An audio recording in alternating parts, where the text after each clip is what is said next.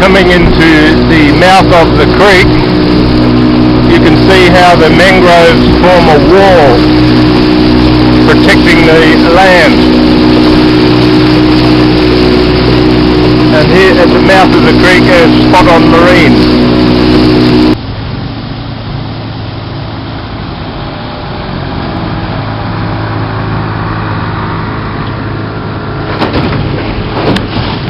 Just doing a little tour up Ludmilla Creek in Darwin. Actually very, very close to suburbia. It's amazing. Such a wild place. Lots of bird life. Big fish jumping out of the water. It's like you're in a remote part of the Northern Territory. Nicholas, how far up do you think we go today? A fair way, almost the road, almost a big board drive. Very, very high tide. Still got another hour and a half to come in, so must be nearly an 8 metre tide, is it? 7.5 or something. But I think towards the end there'll be some branches probably in the way more than the water problem. We'll probably get within 100 metres of big board drive, I think.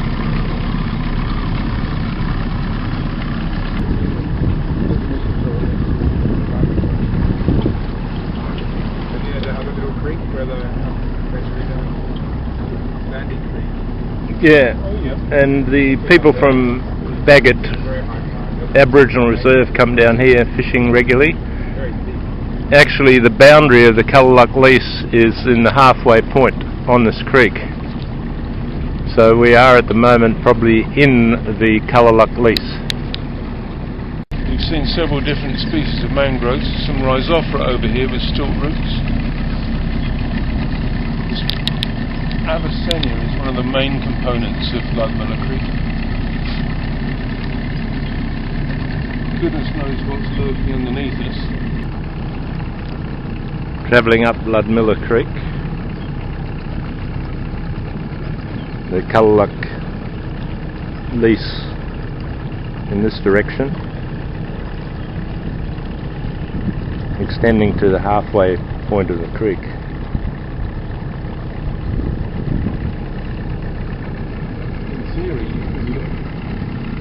What a wonderful experience this would be for tourists, you think?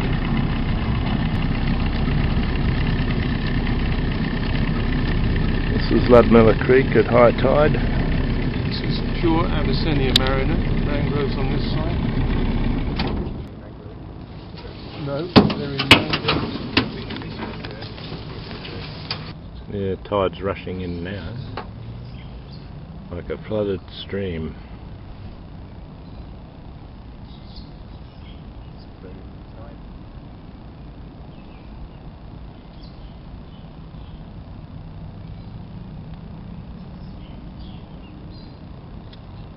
Nicholas and David, what would be a reason for preserving an environment like this in Darwin? Well, basically it's a natural freshwater creek that meets up with the sea. It's a tidal creek. It's a green corridor. It's got lots and lots of species of birds associated with it. It's got lots of species of fish. We all know about crocodiles. It's just habitat, environment. It's green. It provides life. That's why the Kulaluk Lease was made here, because Kulaluk people, Larrakia people, could live by gathering food here. Mind your head, mind your head.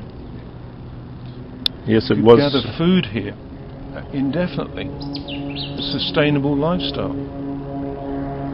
Yes, Judge Ward recognised that when he brought the boundary into the halfway point of the creek. Yeah.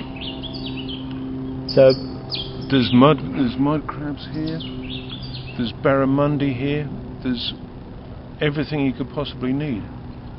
However, we're going to go into these trees here. However, it's getting gradually polluted.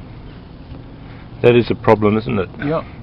and certainly various chemicals and other pollutants from the airport and the RAF base that could cause a lot of problems. The BFOS is a fire retardant that doesn't break down. People would pay money to come up here with a boatman and an indigenous guide telling them all about the mangroves, about indigenous uses of mangroves, about fish, about the birds, stories about the wildlife. There's all sorts of things here. All the mangrove species are here, apart from chestnut rail. Is chestnut rail a mangrove? Mangrove species, yeah. Oh, mangrove birds, you mean? bird species, yeah. I think it's also for the fishermen. Mangroves are very, very important as a nursery for their fish. Everyone's aware of that. It's a sheltered area away from the sea. It's also a good buffer against storms, winds, high tides, erosion, and we're very susceptible to that here. Storm surge. But I think this is definitely the biggest area of mangrove and the longest inlet running into the Darwin area. And probably one of the least known, I'd say. Absolutely, least accessible. There's the NT mangroves. Yeah. Are in very good condition still, believe it or not, compared to the rest of the mangroves in the world. Northern Territory of Australia mangroves are still sort of holding their own somehow against developers. I've just been to Bangladesh. The fishing villages unfortunately use the mangroves as firewood for their cooking fires. We don't have that problem. They've cut down all the mangroves, and basically there's not many decent sized fish left for them to catch, and thousands of them were killed in 2007 by a very big cyclone. They're trying to build up enormous sea walls because they've lost their mangroves.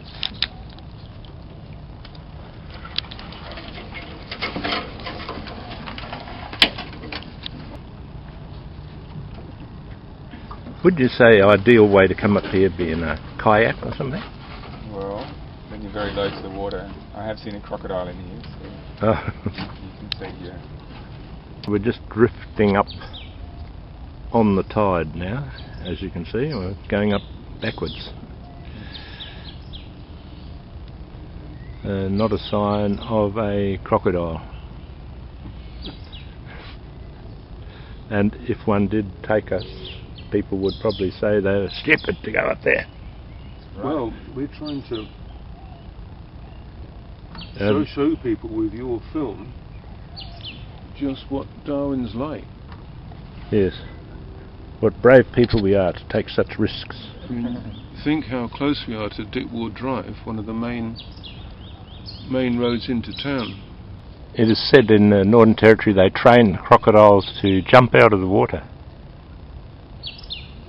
But I'm told that is a natural behaviour for them. They actually leap up to take flying foxes off branches. They can jump almost their own height. Yeah.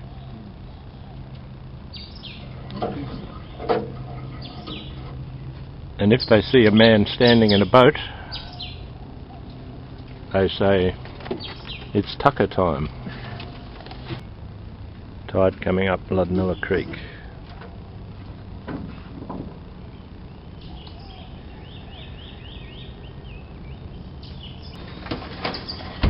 Go.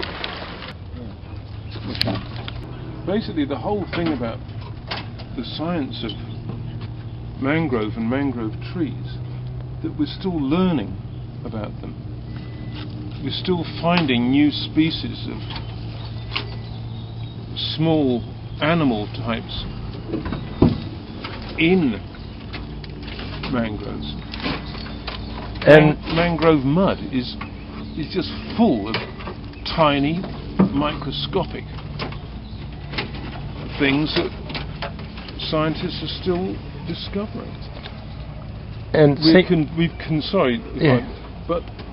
we've almost condemned the mangrove habitat environment before we actually fully understand it. Mangroves are able to seed higher up on the landward zone now, and this will keep happening. The higher the sea level, the more mangroves will start to encroach the landward zone. And of course Darwin was devastated by Cyclone Tracy in 1974, and that also took its toll on this mangrove system, but they've come back well. Well, that Avicennia, for instance, this one here with the green bark, when it's wet, you often see really big Avicennia trees which have been snapped off, by previous cyclones, but just keep going. This is mangrove mistletoe bill, a huge clump of parasitic mistletoe growing on this Avicennia. Yes. And as we get higher up the creek, there's another type there. You can start to see the aerial roots. Beautiful little tight bush of Aegicerus corniculatum there.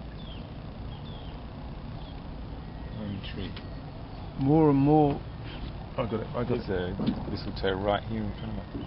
Yeah. Where's the mistletoe? Right. In the bow.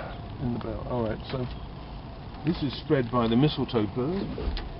Australia's got lots of species of mistletoe, and there's at least 2 species of mangrove mistletoe in Darwin. Pull along. Just gonna.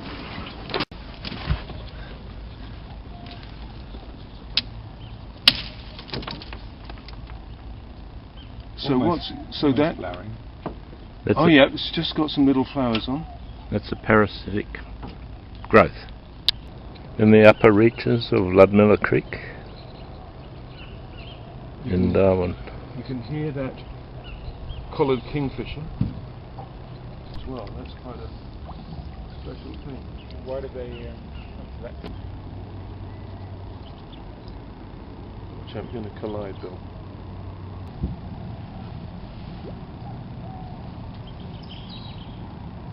And that tide's racing in still.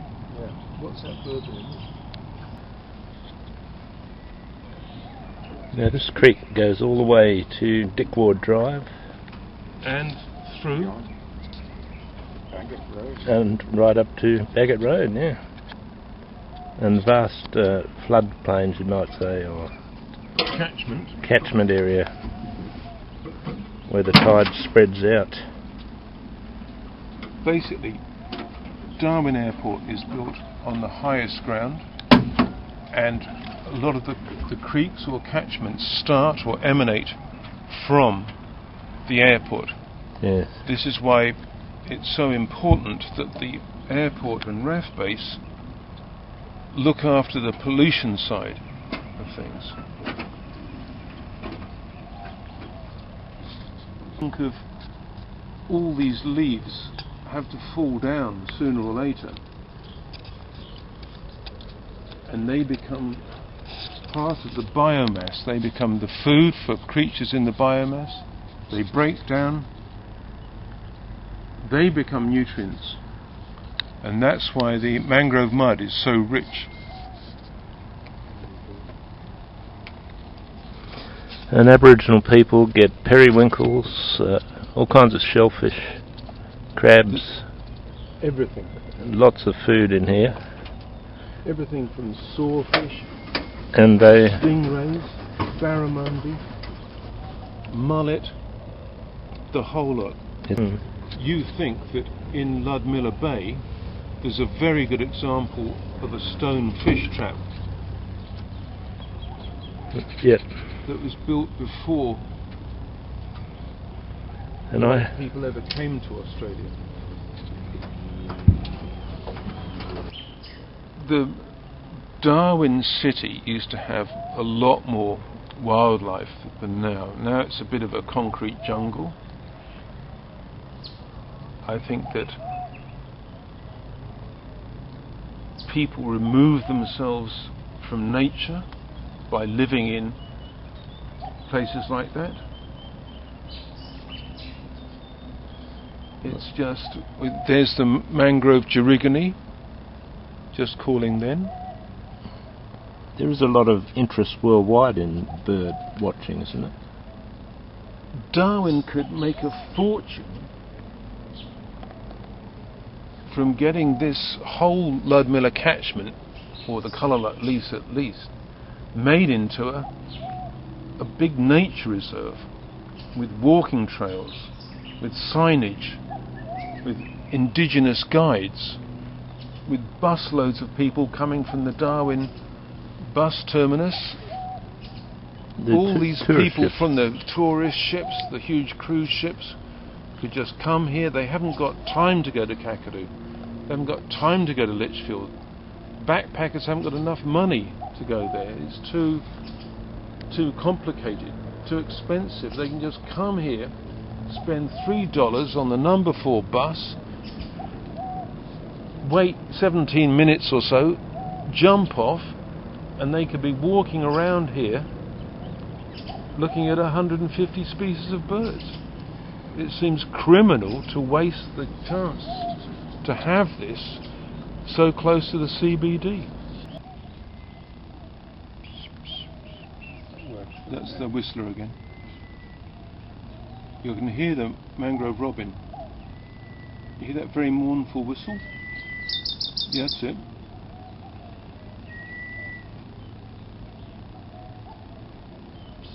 So a river trip could include pulling in at a landing and a little talk from indigenous rangers. Cups of tea. Yeah, just use your imagination. You know, people would be amazed. People are very fascinated by the native food, having that pointed out to them. Yes, cooking a mud crab, eating it. That's right. Experiences like that. The various shellfish. I think that people who come to visit the top end, they want to see Aboriginal culture. They want to see wildlife. They want to see wild places. I don't think many of them want to see concrete. I don't think many of them want to see sheds, showrooms. They want to see the outdoors. And all As your kingfisher just flew past. So come on, Larrakia people, let's get this going. That's right. Listen to those birds. That's the collared kingfisher. It's 8:30 in the morning on a Thursday morning in Darwin. Everyone's rushing to work and we're sitting in Ludmilla Creek.